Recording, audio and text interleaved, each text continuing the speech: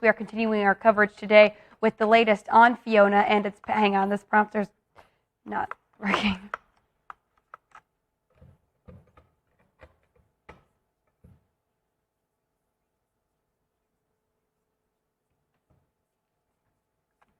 Okay.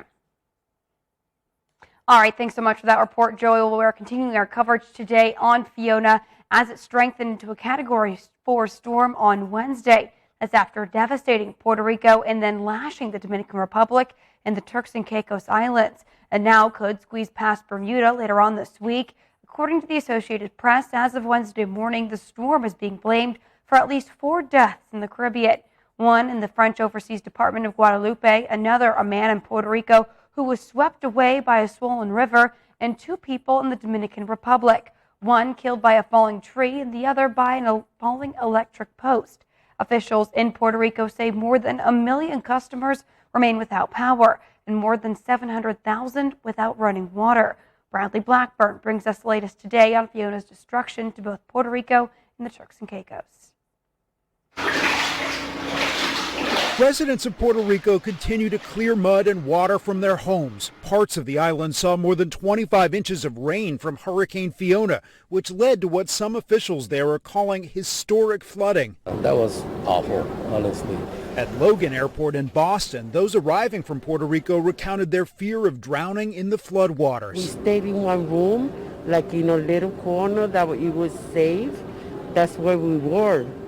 Like a whole night with no light and nothing, because the place was so dark. With much of the island still without power, many are still waiting to hear word from their families. I haven't been able to talk to my mom and see how she's doing. Puerto Rico's governor told CBS News he expects power to be back on for many by the end of today.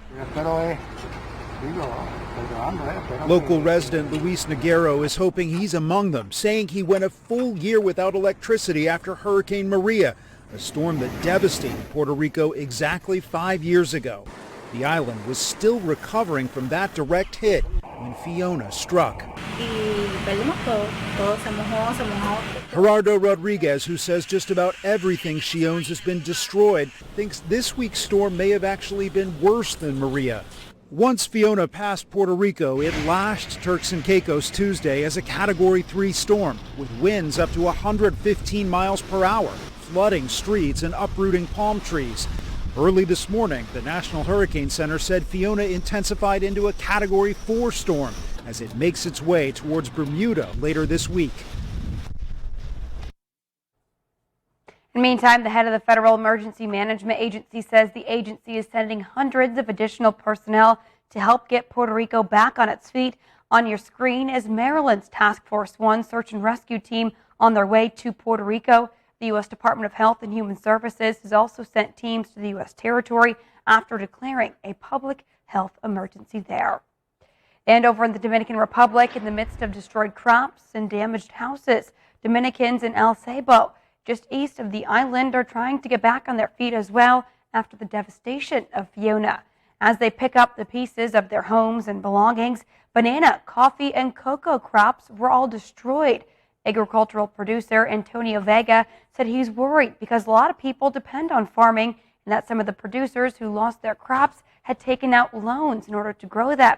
Another farmer adding almost the entire area farms, and that of course depends on the crops, and after Fiona, everything was destroyed, and there was nothing left, saying a lot of people had taken out loans to grow bananas, coffee, and cocoa. Fiona is the first hurricane to score a direct hit on the Dominican Republic since Jeanne left severe damage in September of 2004. Fiona caused severe floods, cutting off villages, forcing about 12,500 people from their homes and leaving over 700,000 without power. And switching gears now, from January of next year, the sugar content in beverages allowed in Jamaica's schools will be significantly reduced as authorities try to improve children's diets and reduce the burden of non-communicable diseases, which account for 78% of deaths in the island each year. Under the interim guidelines for beverages in schools, the sugar limit will drop to 2.5 grams of sugar per 100.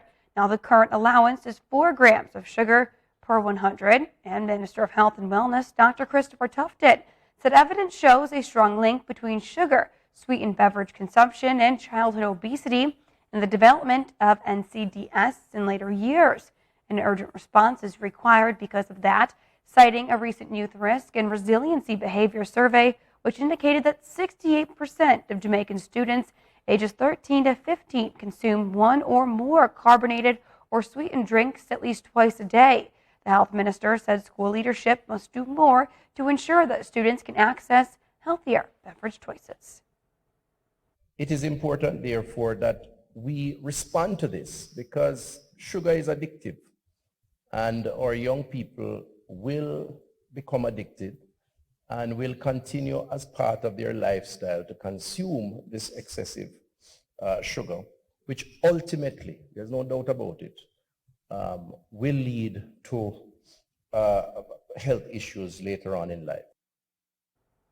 Meanwhile, Education and Youth Minister Fayval Williams appealed to all stakeholders who follow the guidelines in their interest of their own health and that of the children.